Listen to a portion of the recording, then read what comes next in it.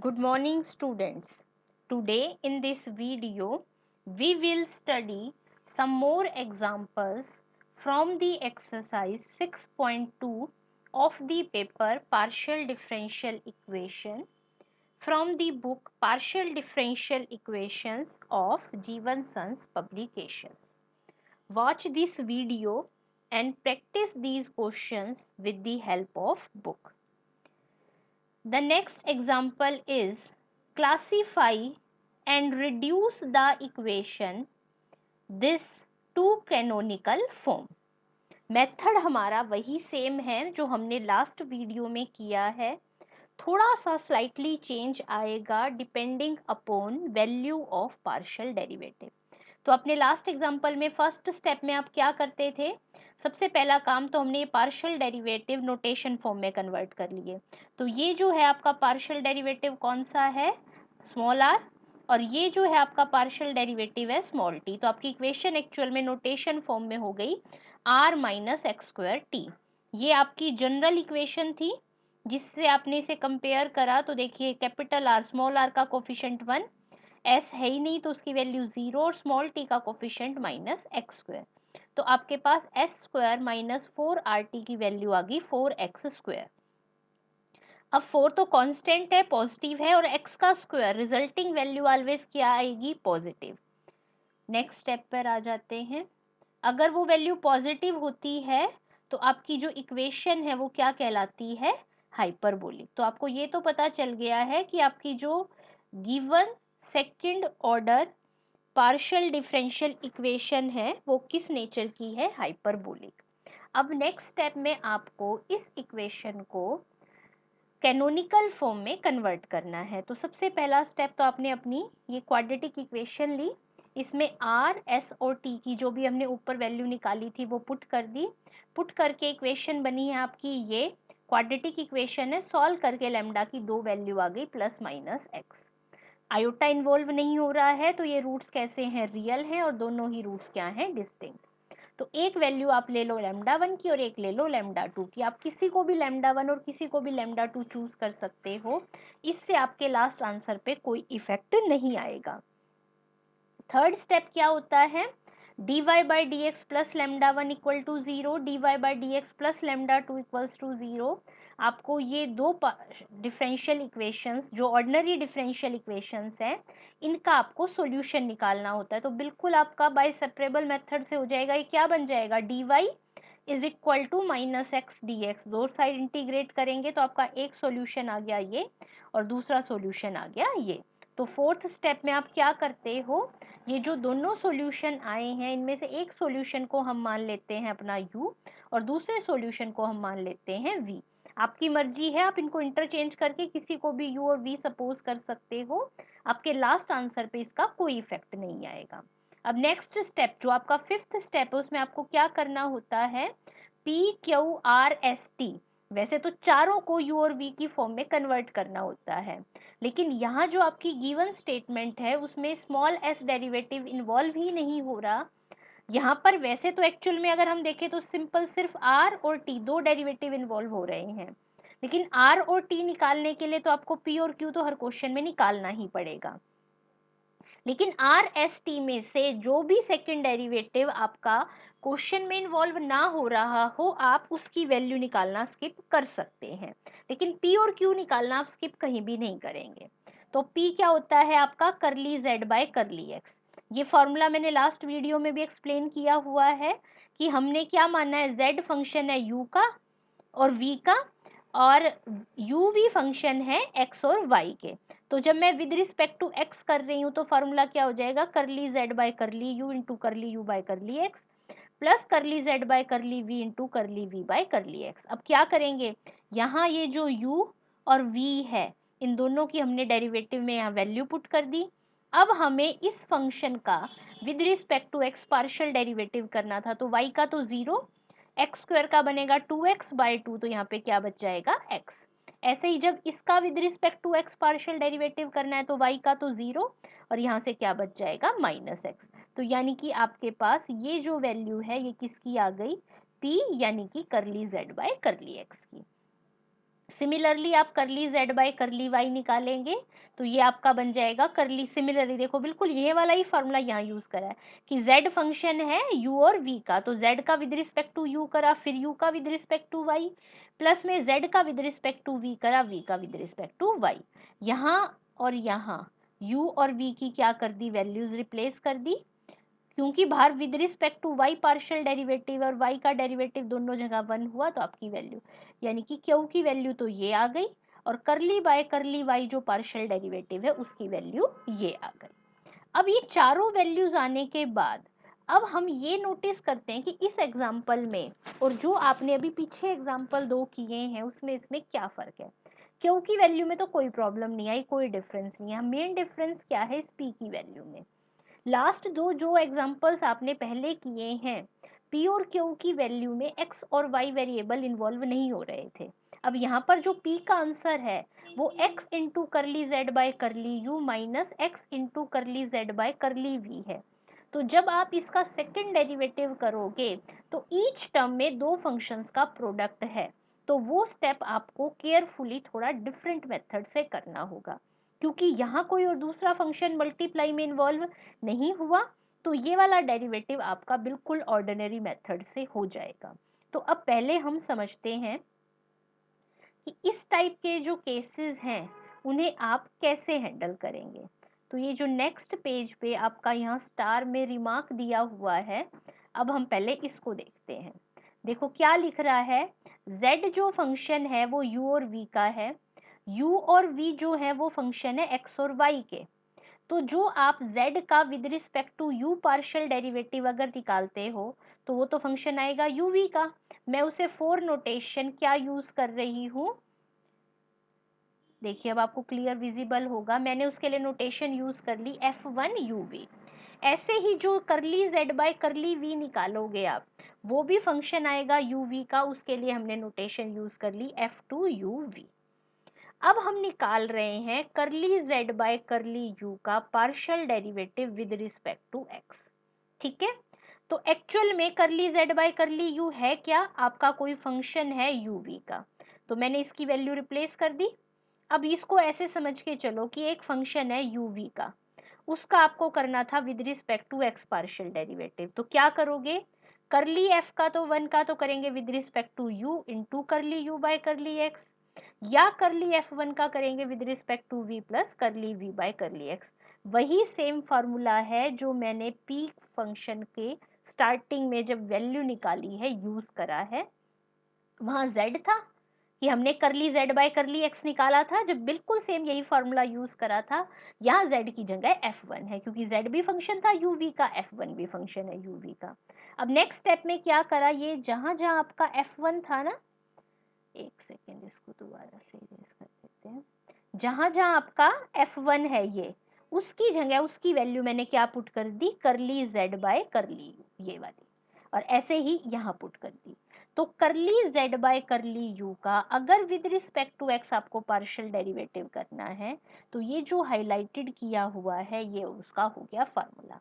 क्या फार्मूला हो गया कि curly z by curly u का with respect to u partial derivative करो, इनटू में curly u by curly x, plus में curly z by curly u का with respect to v partial derivative करो, इनटू में curly v by curly x।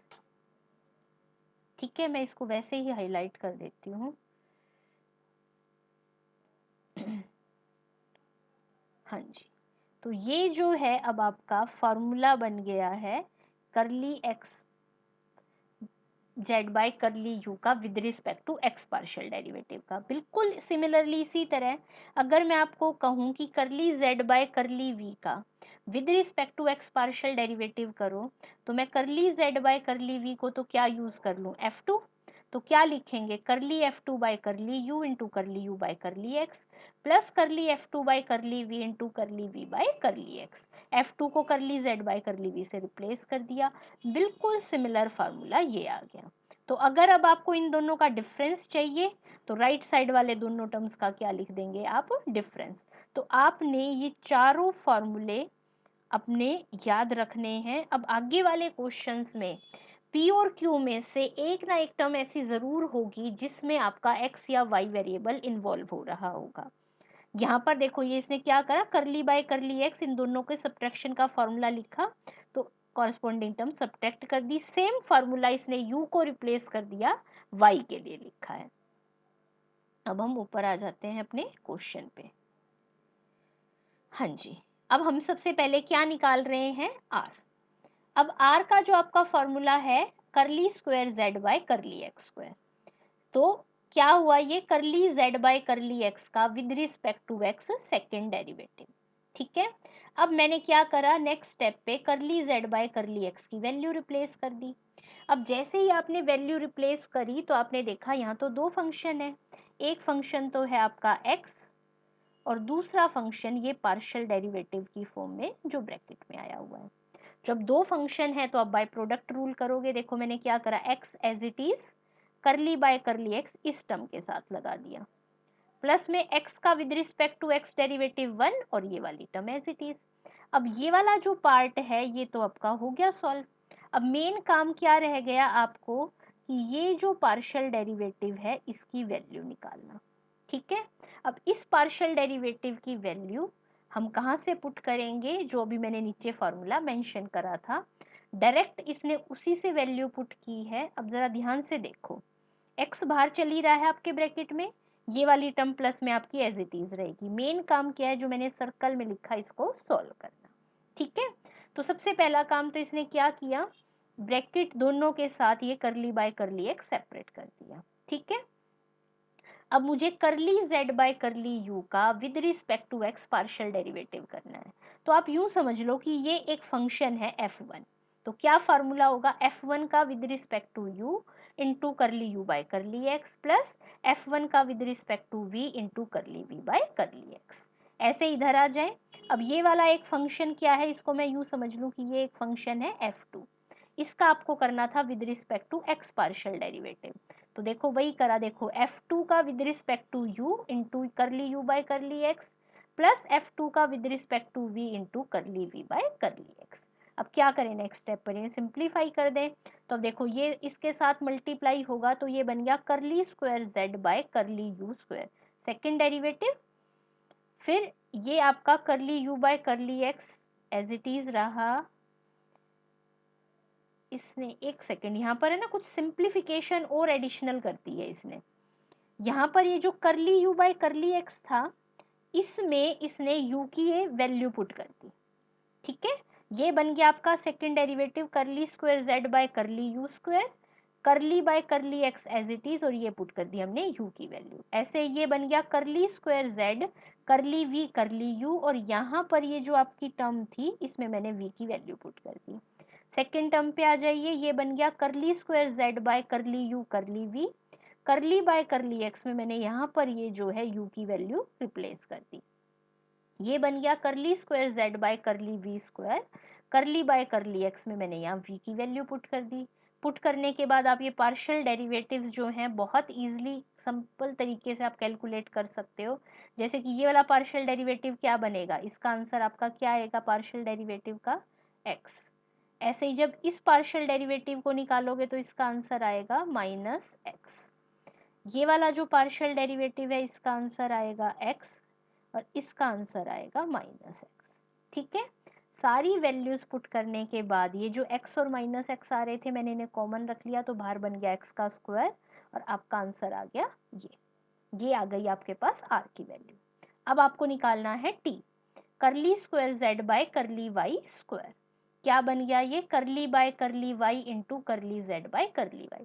ये आपके पास करली बाय करली y की वैल्यू है, ये curly z by curly y की, बोथ मल्टीप्लीकेशन करेंगे बिल्कुल सिंपल लास्ट एग्जांपल की तरह ही, क्योंकि यहाँ कोई वेरिएबल आपका x या y इन्वॉल्व नहीं हो रहा था तो ये वैल्यू सिंपल आ गई। अब आपने r और t की वैल्यू जो आपकी गिवन इक्वेशन थी क्या थी, r, ये तो आपका r है, माइनस एक्स स्क्वायर ये आपका t है, पुट करेंगे। लाइक टर्म्स के कोफिशिएंट्स कलेक्ट करेंगे, कोफिशिएंट्स कलेक्ट करने के बाद आपकी जो भी कैंसिल हो जाएगा उसके बाद ये इक्वेशन बचेगी। फिर मैंने क्या बताया था लास्ट वीडियो में, second order partial derivative left hand side पर रखने हैं, बाकी सारी टर्म्स आप अपनी राइट साइड पर ले जाओगे। लेफ्ट हैंड साइड पर सेकेंड ऑर्डर पार्शियल डेरिवेटिव्स का कोफिशिएंट 1 होना चाहिए। राइट साइड पर x और y वेरिएबल इन्वॉल्व नहीं होने चाहिए।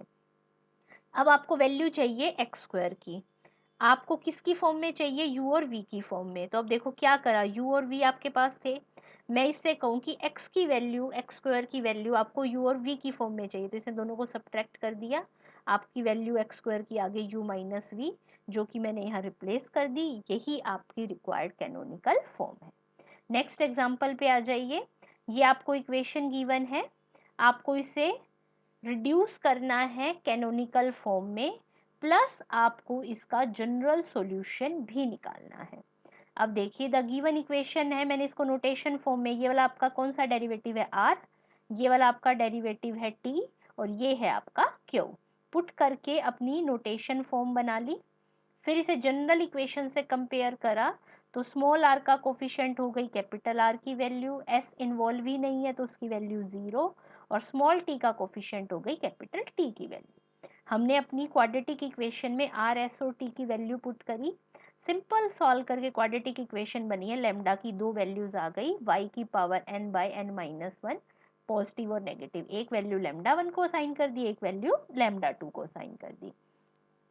अब u और v निकालने हैं, तो दोनों को इक्वेशंस में जो ऑर्डिनरी डिफरेंशियल इक्वेशन है, लैम्डा 1 और लैम्डा 2 पुट कर दिया। अब कैसे डिफरेंशिएट करेंगे, अब क्योंकि ये y की पावर n है तो इसे तो रखेंगे dy के साथ, तो यहाँ पर एक्चुअल में आपका देखो किस टाइप से बन जाएगा, dy के साथ उधर है आपका, उधर तो हम सिर्फ रखेंगे अपना dx, ठीक है। अच्छा, उधर आ गया आपका माइनस का साइन, और ये वाली टर्म वैसे एक्चुअल में जाएंगी राइट साइड पर yn बाय n माइनस 1। फिर नेक्स्ट स्टेप पे मैं क्या करूंगी, इन दोनों टर्म्स को लेफ्ट साइड में ले आऊंगी, तो इनका ऑर्डर चेंज हो गया, ये आ गई आपकी ऐसे, सिंपल आपने इंटीग्रेट कर दिया, आपके पास ये दो फंक्शन आ गए, ये आपके पास बन गया u और ये आपके पास क्या बन गया v। अब हमें क्या करना है, मेन जो आपका वर्क है कि आपको P, Q, R और T निकालने हैं। P और Q तो निकालना हर क्वेश्चन में कंपलसरी है, S यहाँ क्वेश्चन में इन्वॉल्व नहीं हो रहा था, तो जो भी पार्शियल डेरिवेटिव आपका क्वेश्चन में इन्वॉल्व नहीं हो रहा है उसकी आपको वैल्यू कैलकुलेट करने की कोई ज़रूरत नहीं है। बिल्कुल देखो थोड़ा सा स्पीडली चलेंगे। P की वैल्यू करली z बाई करली x, ये फार्मूला तो हम बार बार यूज़ कर ही रहे हैं। U की वैल्यू और V की वैल्यू यहाँ पर रिप्लेस करी, दोनों पार्शियल डेरिवेटिव निकाले, सिंपल 1 1 आ गए, तो p की वैल्यू आ गई आपके पास ये। अब यहाँ पर देखिए p की वैल्यू में कोई वेरिएबल इन्वॉल्व नहीं हुआ, तो जब आप r की वैल्यू निकालेंगे तो आपका डिफरेंशिएशन सिंपल तरीके से हो जाएगा। क्यों निकालें, तो बिल्कुल वही फार्मूला वैसे ही लगाया, सिंपल u और v की वैल्यू रिप्लेस करी। अब जैसे u और v की वैल्यू में अब इस फंक्शन का with respect to y derivative करेंगे, तो आपका आंसर आ गया ये, यानी कि आपका Q बन गया ये। अब लास्ट में जैसे क्वेश्चन में P में x इन्वॉल्व हो रहा था, यहाँ Q में y वेरिएबल इन्वॉल्व हो गया, तो जो सेम टेक्निक हमने लास्ट एग्जाम्पल में R को निकालने के लिए यूज़ करी थी, वही टेक्निक यहाँ हम T को निकालने के लिए यूज़ करेंगे। तो पहले तो हम अपना R ही निकाल लेते हैं, क्या है, curly square z by curly X square, मैंने इसे लिखा करली बाय करली एक्स इंटू करली z बाय करली एक्स। अब जरा यहाँ से देखो, करली z बाय करली एक्स तो ये है, और अगर मैं आपको कहूँ करली बाय करली एक्स निकालना है तो यहाँ से z छोड़ देंगे, तो देखो वही सेम वैल्यू है, बस z और बिना z के लिखी है, बोथ मल्टीप्लाई करा। अब जब ये वाली टर्म इससे मल्टीप्लाई होगी तो बन जाएगी करली square z by curly you square, ये वाली टर्म लास्ट से मल्टीप्लाई होगी तो करली square z by curly v square, और फिर जब ये फर्स्ट आपका लास्ट से और ये दोनों होंगे तो दो बार curly square z by curly U V आएगा, तो ये 2 टाइम्स हो जाएगा। अब आ जाइए मेन जो हमें दोबारा अच्छे से सीखना है वो t निकालने में है। Curly square z by curly y square को हमने ये लिखा, करली बाय करली y तो रखा एज इट इज, करली z बाय करली y की वैल्यू पुट कर दी। अब यहाँ फिर दो फंक्शन है, एक फंक्शन ये है और एक फंक्शन ये है, तो मैंने देखो फर्स्ट एज इट इज लिखा, अच्छा फर्स्ट एज इट इज इसने यहाँ लिखा है, और सेकंड के साथ करली बाय करली y लगा दिया। फिर यहाँ फर्स्ट का डेरिवेटिव कर दिया, देखो n minus 1 as it is, power minus N आगे आ गई, y की n-1 और सेकेंड एज इट इज। अब ये वाला जो पार्ट है ये आपका कंप्लीटली सॉल्व हो चुका है। इसको लास्ट तक जब तक आपका सिंप्लीफाई नहीं होगा आप एज इट इज लिखोगे। ये वाली टर्म भी यहाँ आपने कुछ चेंज नहीं करना, बाहर कॉमन एज इट इज रहेगी। मेन जो आपका काम है वो आपका क्या रह गया कि आपका ये जो मैं ग्रीन बॉक्स में लिख रही हूँ, आपको ये वाली टर्म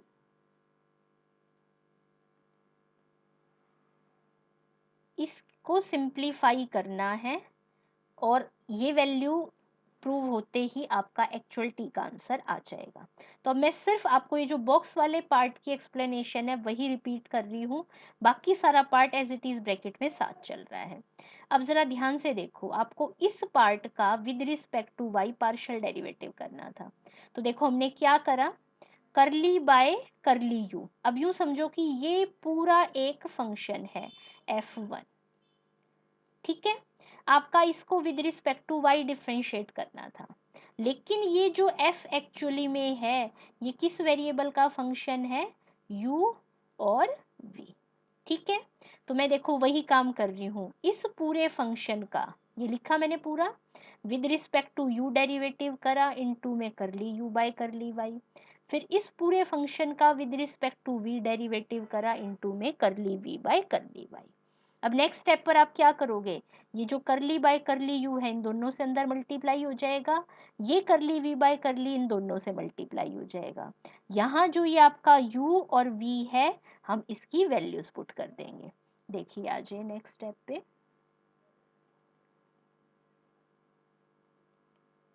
हाँ जी, यहाँ तक का जो ये इतना स्टेप था ये तो मैंने लिखा एज इट इज। देखो वही दोनों पार्शियल डेरिवेटिव्स अंदर मल्टीप्लाई कर लिए, यहाँ u और v की वैल्यू पुट कर दी। नेक्स्ट स्टेप पर ये आपका वही same as it is part चल रहा है, ये वाला पार्ट यहाँ एज इट इज आ गया, ये वाला पार्ट यहाँ एज इट इज आ गया। ये जो दोनों टर्म्स थी इनका पार्शियल डेरिवेटिव लिख दिया। पार्शियल डेरिवेटिव लिखने के बाद ये वाली जो y की पावर माइनस एन है ये बाहर कॉमन आ जाएगा, तो y की पावर कितना बन गया -2n। n-1 भी मैं कॉमन ले लूं बाहर, तो ये n-1 का क्या बन गया, स्क्वायर। कॉमन लेने से इन दोनों के साइन क्या हो गए, चेंज। सिंप्लीफाई करके आपका ये बन गया। अब ये एक्चुअल में आपकी आंसर आ गया है टी का। अब आपने क्या करना है, क्योंकि क्वेश्चन में क्यू आर और टी इन्वॉल्व हो रहे थे, तो ये देखो ये तो मैंने पुट कर दी वैल्यू आर की, ये आपकी यहाँ से लेकर यहाँ तक सारी वैल्यू है टी की, और ये आपकी वैल्यू हो गई क्यू की। वैल्यूज पुट करने के बाद बिल्कुल सिंपल है, दिखने में ऐसा ही कॉम्प्लिकेटेड लग रहा है, आपने कुछ नहीं करना, लाइक टर्म्स के कोफिशिएंट्स को क्या करना है, कलेक्ट। जैसे मैंने करली square Z by curly you square लिया, इसका एक कोफिशिएंट तो यहाँ से ये आ गया, फिर कहाँ पर आ रहा है, यहाँ आ रहा है, इसका कोफिशिएंट ये आ गया, फिर करली square Z by curly you square, बस इतना ही आ रहा है। आपने सारे कोफिशिएंट्स कलेक्ट करे, जो कैंसिल हो रहा था कैंसिल कर दिया, लास्ट में सब कुछ कैंसिल हो जाएगा, सिर्फ आपकी ये टर्म बचेगी। अब इस टर्म में देखो इसका दो की प्रोडक्ट जीरो है, ठीक है, तो आपका ये तो जीरो हो नहीं सकता, क्यों, अगर ये जीरो हो गया तो आपका n1 हो जाएगा, जो कि ट्रू नहीं है। n एक्चुअल में 1 होने से, अब एक बार लाओ हम बैक आते हैं, n अगर आपका 1 हो जाता है तो यहाँ से देखो n की वैल्यू 1 पुट करते ये वाला पार्शियल डेरिवेटिव खत्म, n की वैल्यू मतलब आपकी इक्वेशन का जो यहाँ ये सॉल्यूशन है लैम्डा की वैल्यू यही एग्जिस्ट नहीं करेगा, क्योंकि n 1 होते ये क्या बन जाएगा, इन्फिनिटी। तो इसलिए n तो 1 हो नहीं सकता, तो इसलिए यहाँ पर जब दो का प्रोडक्ट जीरो होता है तो दोनों में से एक जरूर जीरो होगा, यानी कि आपका ये सेकंड डेरिवेटिव जीरो हो गया है, क्योंकि आपका नॉन जीरो है, यही आपके रिक्वायर्ड क्या आ गई, कैनोनिकल फॉर्म। अब नेक्स्ट जो आपको स्टेप करना है, आपको निकालना है इस कैनोनिकल फॉर्म का जनरल सॉल्यूशन। अब उसके लिए हम कौन सा मेथड यूज करेंगे, आपको याद हो आपका जो सेकंड चैप्टर है उसकी जो फर्स्ट क्वेश्चन की टाइप थी, कौन सी टाइप थी, आपने सिंपल निकालना सीखा था, solution of linear partial differential equation by direct integration. वही सेम प्रोसेस हम यहाँ यूज करेंगे। क्या करते थे अब यहाँ पर देखो दो पार्शियल पहले विद रिस्पेक्ट टू v है, फिर उसका बाद में विद रिस्पेक्ट टू u है। अब आपने क्या करना है, इसको विद रिस्पेक्ट टू किसी भी एक के विद रिस्पेक्ट टू आप इसको इंटीग्रेट कर दीजिए। यहाँ इसने इंटीग्रेट कैले कर दिया विद रिस्पेक्ट टू v, तो एक पार्शियल डेरिवेटिव कैंसिल हो गया, तो दूसरा क्या बच गया, करली z बाय करली u। हमेशा जब भी इंटीग्रेशन करते हैं तो आपने कांस्टेंट ऑफ इंटीग्रेशन लिखना होता है। तो यहाँ जो आपका कांस्टेंट ऑफ इंटीग्रेशन होगा, यहाँ आपने ये पॉइंट नोट करना है। मैंने सेकंड चैप्टर में भी आपको बहुत क्लियर बताया था कि जिस वेरिएबल के विद रिस्पेक्ट टू आप इंटीग्रेट करते हो, उससे जो दूसरा डिफरेंट वेरिएबल है आर्बिट्रेरी कांस्टेंट, उसका फंक्शन होता है। तो यहाँ v के विद रिस्पेक्ट टू इंटीग्रेट किया, इसलिए arbitrary constant with respect to u आया फंक्शन। अब फिर से क्या करेंगे, इसका with respect to u integration. अब ध्यान रखना, क्योंकि विद रिस्पेक्ट टू जब दोबारा u इंटीग्रेशन करोगे तो आर्बिट्रेरी कांस्टेंट किसका फंक्शन आएगा, v का। तो देखो मैंने वही करा, लेफ्ट साइड पे तो z बच गया, इंटीग्रेशन जी यू का और आर्बिट्रेरी फंक्शन। आप यहाँ पे कुछ भी नोटेशन यूज कर सकते हो, जी यूज कर लो, एच यूज कर लो, यहाँ ये कोई कंपल्सेशन नहीं है। अब देखो z क्या हो गया, ये तो कोई फंक्शन आएगा u का सॉल्व करके, ये फंक्शन आएगा v का, where psi v is an arbitrary function of v, psi u is an integral of G U, integration करके जो आएगा। बस इस आंसर में मैंने u और v की वैल्यूज रिप्लेस कर दी, आपका रिक्वायर्ड आंसर आ गया। अब यहाँ पर वो ये एक्सप्लेन कर रहा है कि अभी अपर एग्जाम्पल में आपने n को 1 क्यों नहीं चूज किया। ये कह रहे जैसे ही आपने n को 1 लिया तो जो आपकी गिवन पार्शियल डिफरेंशियल इक्वेशन थी वो बन गई ये। यहाँ पर r और s दोनों जीरो हैं, t की वैल्यू है y, तो ये एक्सप्रेशन आपका जीरो बन गया। तो for n is equal to 1 आपकी इक्वेशन का नेचर ही चेंज हो गया, तो आपका जो जनरल सॉल्यूशन है वो भी आपका बिल्कुल क्या आएगा, डिफरेंट। नेक्स्ट एग्जाम्पल, इस इक्वेशन को आपको कैनोनिकल फॉर्म में रिड्यूस करना है और फिर सॉल्व करना है। बिल्कुल सिंपल क्वेश्चन है ये, थोड़ा सा स्पीड से ही करते हैं। ये आपका r डेरिवेटिव है, ये t लिखा हमने, जनरल फॉर्म से कंपेयर करा तो r1 s0 t की वैल्यू -1, ये रिजल्ट आ गया आपका पॉजिटिव, इसलिए ये आपकी किस टाइप की हो गई, हाइपरबोलिक। मैंने क्वाड्रेटिक इक्वेशन ली, उसमें वैल्यू पुट करी, लैम्डा की वैल्यू आ गई +-1, तो लैम्डा 1 हो गया 1, लैम्डा 2 -1। स्टेप थर्ड में अब हम दोनों ऑर्डिनरी डिफरेंशियल इक्वेशंस को क्या करेंगे, सॉल्व।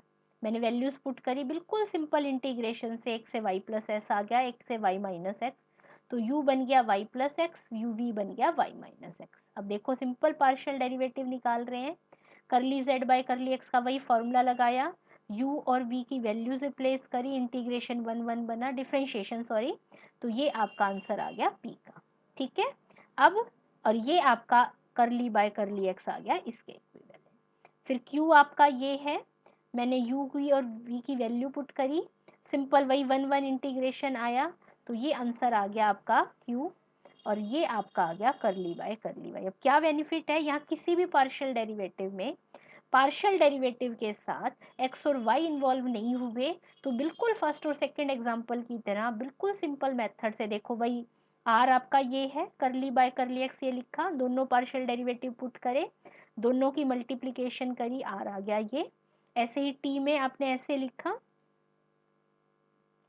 हाँ जी देखिए, दोनों वही पार्शियल डेरिवेटिव पुट करे, मल्टीप्लाई करा, आंसर ये आ गया। s क्योंकि यहाँ भी क्वेश्चन में इन्वॉल्व नहीं हो रहा था तो हमने उसकी वैल्यू नहीं निकाली, r और t की वैल्यू गिवन में पुट करी, जो आपका देखो यहाँ से ये वाला पार्शियल डेरिवेटिव आपका कैंसिल हो गया। सिमिलरली आपका देखो बाहर क्योंकि माइनस का साइन है ब्रैकेट के, इसलिए ये भी कैंसिल हो जाएगा, ये -2 और ये -2, इसलिए ये -4 हो गया, -4 जीरो नहीं हो सकता, तो इसका मतलब ये आपका ये वाला पार्शियल डेरिवेटिव जीरो होगा, मैंने इसको जीरो रख दिया। तो ये जो आई है ये आपकी आ गई रिक्वायर्ड कैनोनिकल फॉर्म। अब इसने इसको इस फॉर्म में सिंप्लीफाई कर लिया सिर्फ इसलिए कि अब हमें इसका, क्योंकि इस क्वेश्चन में सॉल्यूशन भी निकालना है, तो इंटीग्रेट करने के लिए। अब देखो जब मैं इसका इंटीग्रेशन करूंगी विद रिस्पेक्ट टू u, तो मैंने अभी लास्ट क्वेश्चन में आपको बताया था कि कांस्टेंट ऑफ इंटीग्रेशन उसी फंक्शन का वेरिएबल, उसी वेरिएबल का फंक्शन होता है जिसके विद रिस्पेक्ट टू आप इंटीग्रेट नहीं कर रहे हो। तो u के विद रिस्पेक्ट टू इंटीग्रेट करा तो कांस्टेंट आ गया विद रिस्पेक्ट टू v। अब फिर से with respect to v integrate कर दूं तो ये बन गया z, इस पर आ गया इंटीग्रेशन और कांस्टेंट ऑफ इंटीग्रेशन आ गया u का फंक्शन। लिख दिया, g आपका ये है, psi ये है, मैंने u और v की वैल्यूज रिप्लेस कर दी, which is the required solution of 1। अब वो क्या कह रहा है, if we take phi x minus y is equal to gy minus x, then z is equal to this, which is also a solution of 1 where phi and psi are required arbitrary function। Simple notation use करी है कि जी Y minus x को मैं कोई नया function क्या करा, सिर्फ माइनस कॉमन लिया इसमें से, तो फंक्शन y माइनस एक्स की जगह किसका बन गया, x माइनस वाई का, उसको नई नोटेशन फाई दे दी। आप ये भी आंसर लिख के आओ, ये भी करेक्ट है, आप किसी भी फॉर्म में यूज कर सकते हैं, उससे आपका कोई फर्क नहीं आएगा। इसी के साथ आपके 6.2 के सारे एग्जाम्पल्स कंप्लीट हो गए हैं। आप इनको अच्छे से वीडियो को देख लो, उसके बाद बुक की हेल्प से इन क्वेश्चंस की प्रैक्टिस करो और फिर हम अपनी एक्सरसाइज सॉल्व करें। Thank you.